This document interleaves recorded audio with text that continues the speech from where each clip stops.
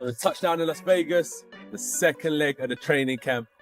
I'm feeling energized, I'm feeling refreshed. So yeah, come inside, have a look what's going on.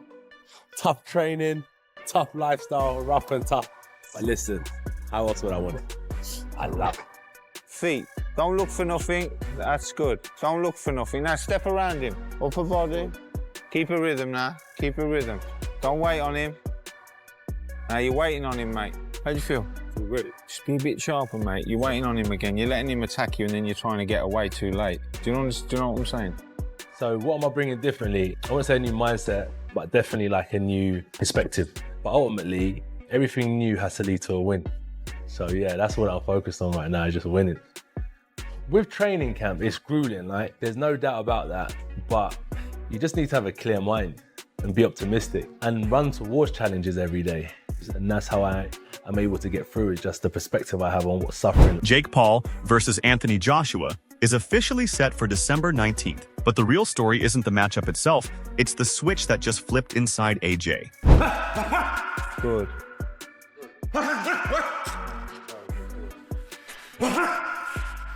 Good. Nice composure, good. I'm here for a purpose, so that's the reason why I'm in Dallas. It's basically up early in the morning, ice bath, train, come back, eat, sleep, repeat.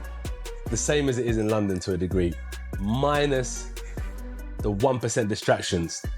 And in a game of sports where it's based on margins, 1% make a big, big difference.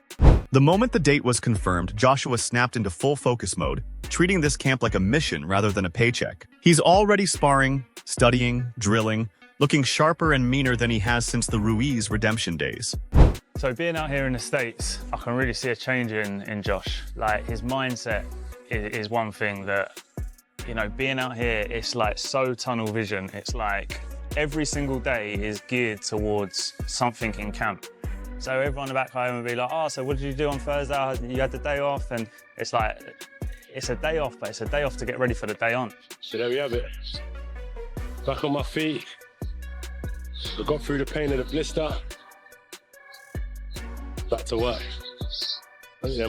There are no smiles, no jokes, none of that warm-up fight energy. Just a locked-in, tunnel vision AJ, determined to remind everyone exactly who he is. He's polishing the fundamentals, tightening his jab, honing his timing, and moving with the kind of discipline you only see when a champion knows the world is watching. You can tell he's not overlooking Jake for even a moment. He's preparing as if Paul were a top 5 heavyweight. Because for AJ, the real danger isn't Paul's power, it's the spotlight. Test myself. I've been through a lot, and I want to see what I have left to give. When I say what I have left to give, I am not resting on what I have. I am building on what I have. And I want to see how far I can take myself. I know what it takes. I know what this game's about. And I'm going to push myself beyond the limits where I've been before. Hence why I found myself in Dallas, because I'm trying to find an environment that can stimulate me, motivate me, and push me on to higher heights.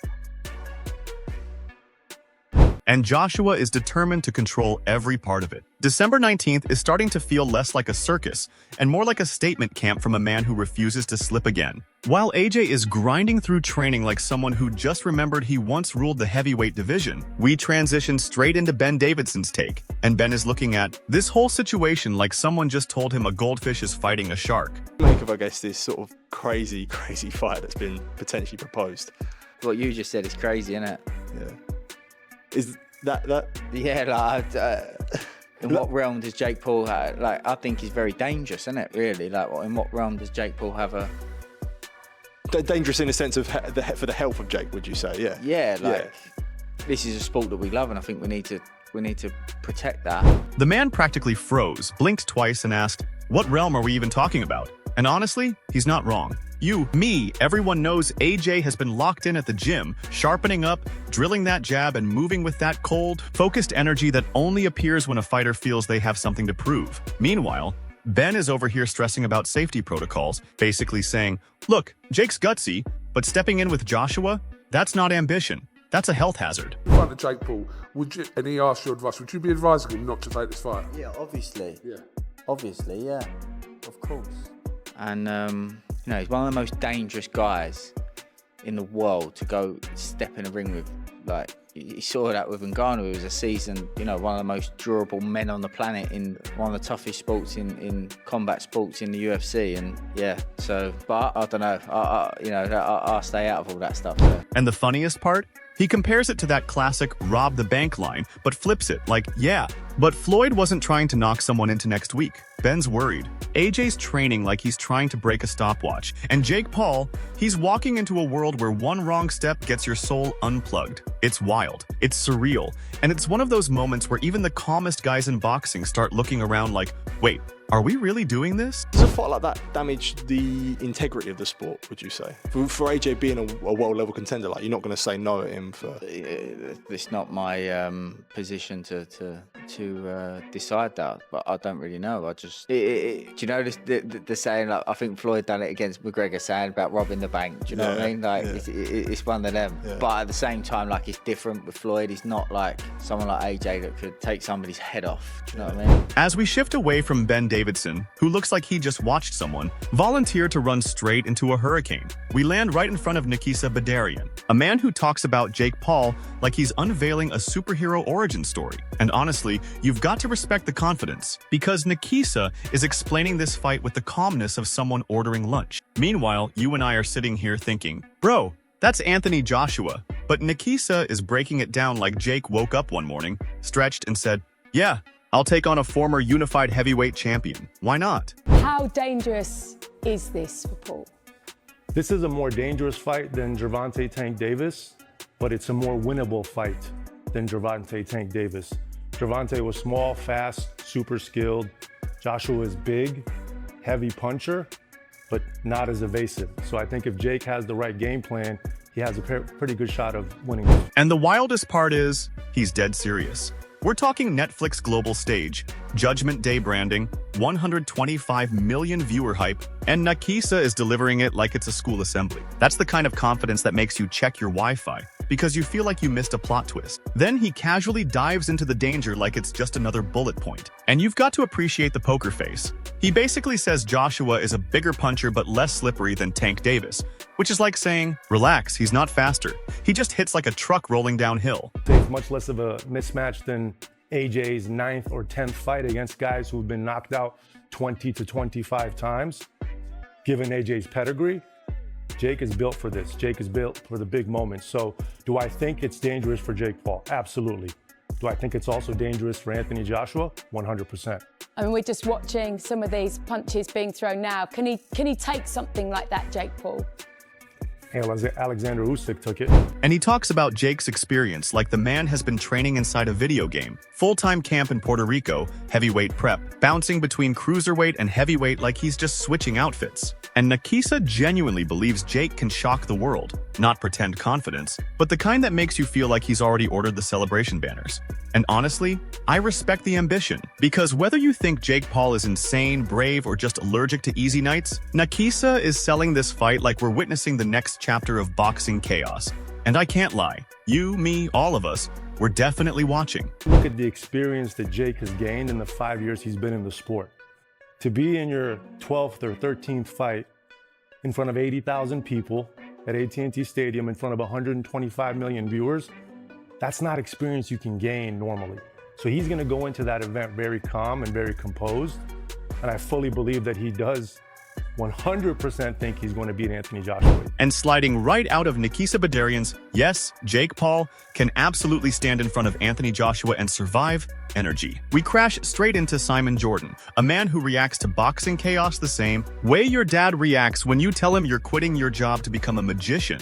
And Jordan, he's cooking. You can practically hear the disbelief leaking out of his voice. He's sitting there like, a YouTuber fighting a two-time heavyweight champion in New York on a Wednesday? Who approved this DLC update to reality? And honestly, we're right there with him. The man isn't even trying to hide his concern. He's talking about fighter welfare like Jake Paul just volunteered to spar a forklift. Meanwhile, AJ is in Texas chopping wood, lifting planets, and sweating like this is just another standard heavyweight camp. We can pretend there is suspense here, but let's not lie.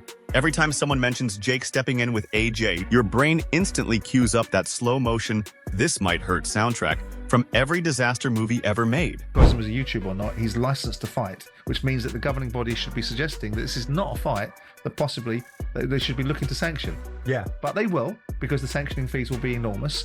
Anthony Joshua will not lose his legacy like some people are suggesting, because no one will remember it in 2 or 3 years' time. If he embarrasses himself in there, they'll remember it. If he goes in and knocks him out in 30 seconds flat, or turns it into a little bit more of a sort of Jake LaMotta raging bull, holding him up for a few rounds and then knocking him out, then people will forgive it. He'll get a big bag of money, which most people in the world would take, and move on. But Jordan doesn't stop there. Oh no, he goes full boxing purist, having a meltdown on live radio, and honestly, it's kind of beautiful. He starts painting the picture like AJ is about to reenact a cartoon, with Jake flying out of the ring like he accidentally clicked launch character instead of fight. He even hits us with that classic line, "The sport is turning into entertainment." Jake's riding his YouTube empire straight into danger, and AJ might collect a gigantic paycheck just for showing up with his gloves tied correctly. And while Jordan's ranting, we're sitting here with popcorn because let's be real, this fight is chaos, money, entertainment, danger, memes, history, comedy, and maybe even a physics lesson,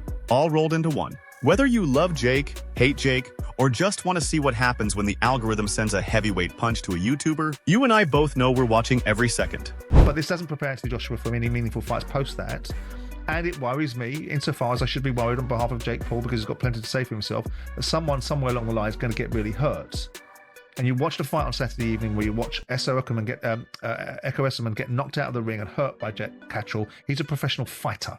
I don't care whether Jake Paul's a professional fighter now at a certain level. He's not even a Southern area level. He got beat by Tommy Fury. He's going to get seriously hurt if Anthony Joshua wants to turn up and do that. And look, after hearing all these reactions, watching AJ train like he's trying to bend time, seeing Nikisa talk as if this is Jake Paul's superhero audition, and listening to Simon Jordan practically beg the boxing gods to intervene. Here's my honest take. This fight is the perfect mix of genius and madness. On one side, you have Anthony Joshua, a man who can turn a heavy bag into confetti, walking into camp with that cold, silent determination that only shows up when a fighter's pride is on the line. On the other, you have Jake Paul, the only human on earth who treats heavyweight boxing like a side quest. And the crazy part? That's exactly why it works.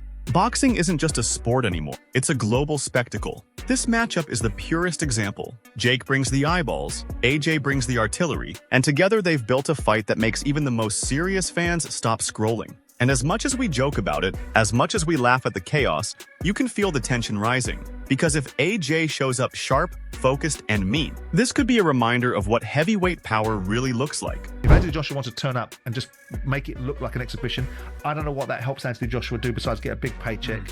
If that's all he needs and that's all he wants, given the fact that he's been demolished by Daniel Dubois in his most recent fight, I thought Anthony was built of sterner stuff than that. But many people just want to see Joshua back in the ring, Simon. But they want to see him fight again. Well, they want to. No, they don't. They want to see him fight a legitimate fighter. They want to see if Anthony Joshua is now done. They want to see if Anthony Joshua being destroyed by Daniel Dubois is the end of the golden boy journey that apparently rebooted British boxing. But if Jake survives, competes, or even lands something clean, boxing might have to reboot the entire system. One thing is certain, December 19th isn't just a fight, it's an event. And all of us, whether we admit it or not, are locked in. Now it's your turn. Drop your thoughts in the comments and let's turn this into a full-on debate. Is this fight brilliant, ridiculous, dangerous, historic, or all of the above? You tell me. And don't forget to like, share, and subscribe to the channel.